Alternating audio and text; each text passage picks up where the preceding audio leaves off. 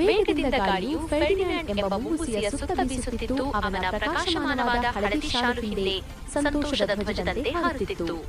ಅವನು ತನ್ನ ಕಸ್ಟಮ್ ನಿರ್ಮಿತವಾದ ಹೊಳಪುಳ್ಳ ಓಕ್ನಿಂದ ತಯಾರಿಸಿದ ಮರದ ರೇಸರ್ ಕಾರಿನ ಸ್ಟೀರಿಂಗ್ ಚಕ್ರವನ್ನು ಹಿಡಿದಿದ್ದನು.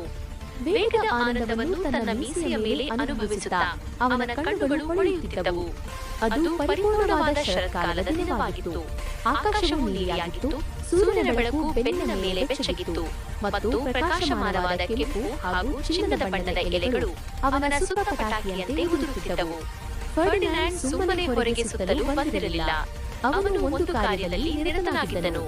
ಅವನ ಏವಿಯೇಟರ್ ಕನ್ನಡಕದ ಹಿಂದೆ ಅವನ ದೃಢವಾದ ಹೊಳೆಯುವ ಕಣ್ಣುಗಳಿದ್ದವು.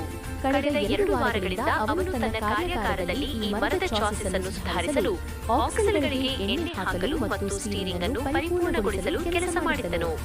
ಈಗ ಅವನು ದೊಡ್ಡ ಬೆಟ್ಟದ ಕೆಳಗೆ ಹೋಗುವ ಅಂಕುಡೊಂಕಾದ ಎಲೆಗಳಿಂದ ಕೂಡಿದ ಟ್ರ್ಯಾಕ್ನಲ್ಲಿ ಅದನ್ನು ಪರೀಕ್ಷಿಸುತ್ತಿದ್ದನು. ತಾಂತ್ರಿಕ ರೇಖಾಚಿತ್ರಗಳು ಮತ್ತು ನಕ್ಷೆಗಳಿಂದ ತುಂಬಿರುವ ಒಂದು ಸಣ್ಣ ಪಾರ್ಚ್ಮೆಂಟ್ ಕಾಗದದ ತುಂಡು ಇದ್ದಕ್ಕಿದ್ದಂತೆ ಕಾರಿನ ಕಾಕ್ಪಿಟ್ನಿಂದ ಹೊರಬಿದ್ದು ಗಾಳಿಯಲ್ಲಿ ತಿರುಗಿ ಹಾರಿಹೋಯಿತು. ಅಯ್ಯೋ ಎಂದು ಫೆರ್ಡಿನ್ಯಾಂಡ್ ಪಿಸುಗುಟ್ಟಿದರೂ ಅವನ ನಗು ಮಾಸಲಿಲ್ಲ. ಅದು ಗರಿಷ್ಠ ವೇಗದ ಮಾರ್ಪಾಡು ಯೋಜನೆ. ತಾನು ಗರಿಷ್ಠ ಕಾರ್ಯಕ್ಷಮತೆಯನ್ನು ತಲುಪುತ್ತಿರುವಾಗ ಈಗ ನಿಲ್ಲಲು ಸಾಧ್ಯವಿಲ್ಲ ಎಂದು ಅವನಿಗೆ ತಿಳಿದಿತ್ತು. ಅವನು ರಸ್ತೆಯ ವಕ್ರಕ್ಕೆ ಬಾಗಿದನು. ಗರಿಗರಿಯಾದ ಎಲೆಗಳು ಮತ್ತು ತೇವಾಂಶವುಳ್ಳ ಭೂಮಿಯ ಪರಿಮಳವು ಅವನ ಶ್ವಾಸಕೋಶವನ್ನು ತುಂಬಿತು. ಶರತ್ಕಾಲದ ಕಾಡು ವೇಗವಾಗಿ ಮಸುಕಾಗಿ ಹರಿಯಿತು. ಆ ಯೋಜನೆ ಕಾಯಬಹುದು. ಪರಿಪೂರ್ಣ ಶರತ್ಕಾಲದ ಸವಾರಿಯ ಉಲ್ಲಾಸಭರಿತ ಸಂತೋಷವು ಕಾಯಲು ಸಾಧ್ಯವಿಲ್ಲ. ಫೆರ್ಡಿನ್ಯಾಂಡ್ ನಕ್ಕನು. ಅವನ ಸಂತೋಷದ ಕಿರುಚಾಟವು ಗಾಳಿಯಲ್ಲಿ ಕಳೆದು ಹೋಯಿತು. ತನ್ನ ಮುಂದಿನ ಸಾಹಸಕ್ಕೆ ಸಿದ್ಧನಾಗಿ ಅವನು ಬೆಟ್ಟದ ಬುಡದ ಕಡೆಗೆ ನುಗ್ಗಿದನು.